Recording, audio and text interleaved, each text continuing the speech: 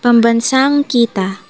Pambansang kita ay isang economical na termino na tumutukoy sa kabuuang halaga ng mga produkto at serbisyo na nalikha sa isang bansa sa loob ng isang takdang panahon.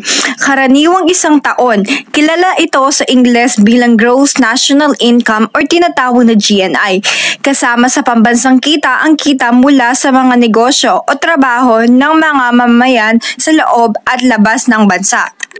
Sa madaling salita, ito ang kabuuang halaga ng kita ng isang bansa mula sa lahat ng economical na aktibidad nito, kasama na ang mga manggagawa at negosyo na nagtatrabaho o kumikita sa ibang bansa.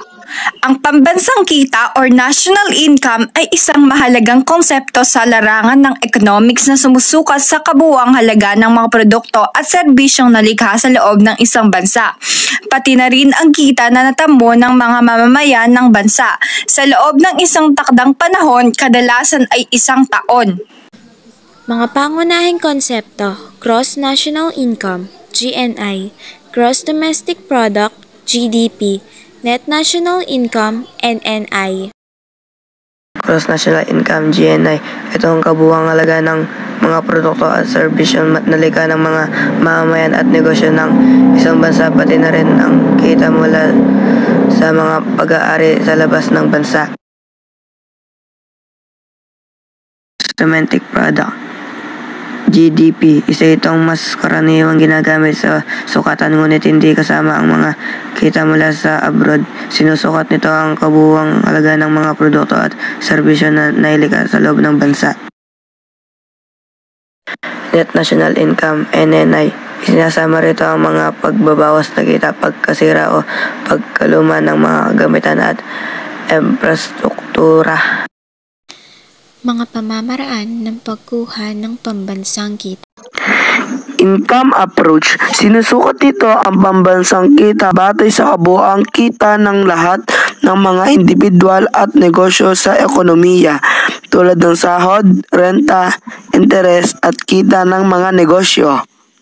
Expenditure approach. Sinusukat nito ang pambansang kita batay sa kabuuang gastusin ng lahat ng sektor sa ekonomiya, mga sambahayan, negosyo, gobyerno at mga dayuhan, mamumuhunan sa mga produkto at serbisyong nalikha sa loob ng bansa. Production approach. Sinusukat ito ang pambansang kita batay sa kabuuang halaga ng mga produkto at serbisyo na nalikha sa bawat sektor ng ekonomiya tulad ng agrikultura, industriya at serbisyo. Kahalagan ng pambansang kita. Pag-unawa sa ekonomiya, ang pambansang kita ay nagbibigay ng idea kung gaano kalakas o kahina ang isang ekonomiya, pati na rin kung paano ito kumpara sa ibang mga bansa. Pamamahagi ng kayamanan ng pambansa. Mahalaga ang pambansang kita sa pagsusuri ng distriksyon ng yaman sa bansa. Kung ang kita ay pantay-pantay o may mga pagkakaiba sa mga sektor o relihiyon. Pagtukoy ng patakaran. Ang mga resulta ng pambansang kita ay ginagamit ng mga pamahalaan sa paggawa ng mga pulisya tulad ng buwis, paggastos at mga hakbang para mapabuti ang kabuhayan ng mamamayan. Pagkakaiba ng GDP at GNI. GDP, Gross Domestic Product, ay nakatuon sa kabuuang halaga ng mga produkto at serbisyong nalikha sa loob ng bansa, anuman ang lahi ng naglikha. GNI, Gross National Income, ay kinukonsidera ang kita mula sa mga mamamayan o negosyo ng bansa, maging sa loob o labas ng bansa. Sa pangkalahatan, ang pambansang kita ay isang mahalagang sukutan sa pagsusuri ng kalagayang pang-ekonomiya ng isang bansa at kung paano ito nakikisalamuha sa pandaigdigang ekonomiya.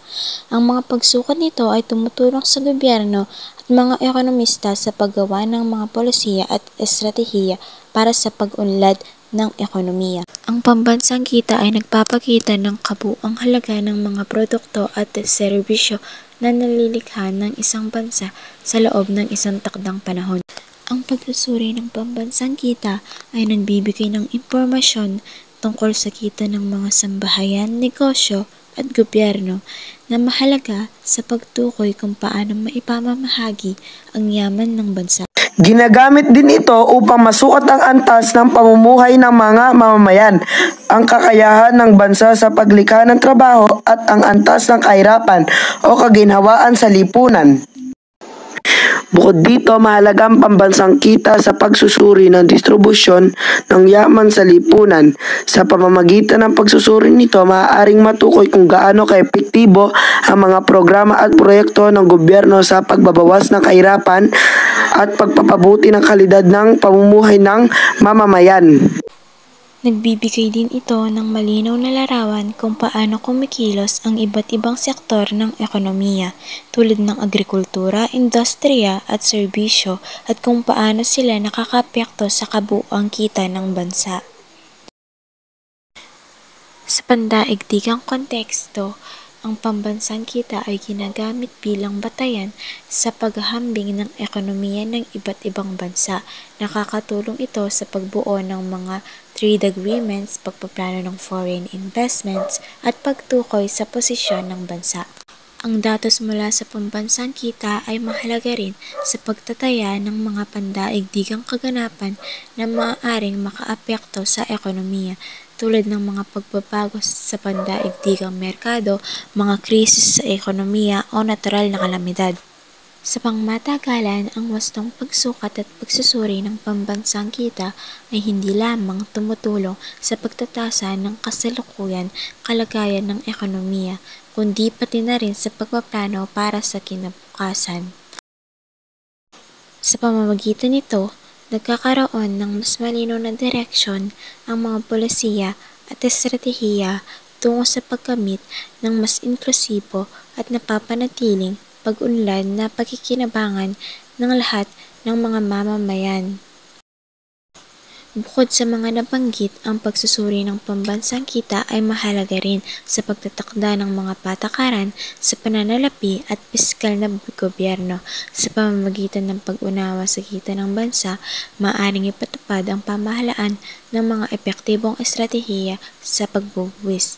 Gayon din ang pambansang kita ay may malaking papel na pagpapasya ang mga pribadong namumuhunan. Ang matataas na pambansang kita ay maaaring maghikayat ng mga dayuhang pamumuhunan dahil ipinapakita nito ang matatag at lumalaking ekonomiya. Mahalaga rin ang pambansang kita sa pagsusuri ng inflasyon at unemployment rate. Kapag mabilis ang paglago ng kita ng bansa, maaaring magkaroon ng mataas na demand para sa produkto at serbisyo na maaaring magdulot ng inflasyon. Sa sektor ng edukasyon at kalusugan, ang pagsusuri ng pambansang kita ay makakatulong sa pagplano ng budget sa pampublikong serbisyo. Ang mas mataas na kita ng bansa ay maaaring mangangahulugan ng malaking pondo para sa pagpapabuti ng kalidad ng edukasyon. Higit pa rito, ang pambansang kita ay may mahalagang papel sa pagsulong ng sustainable development sa pamamagitan ng pagsusuri nito. Maaaring mas mauunawaan kung paano balansehin ang paglago ng ekonomiya, ang pangangalaga sa kalikasan. Sa kabuuan, ang pambansang kita ay hindi lamang isang sukatan ng yaman ng isang bansa, kundi isang gabay sa pagpaplano,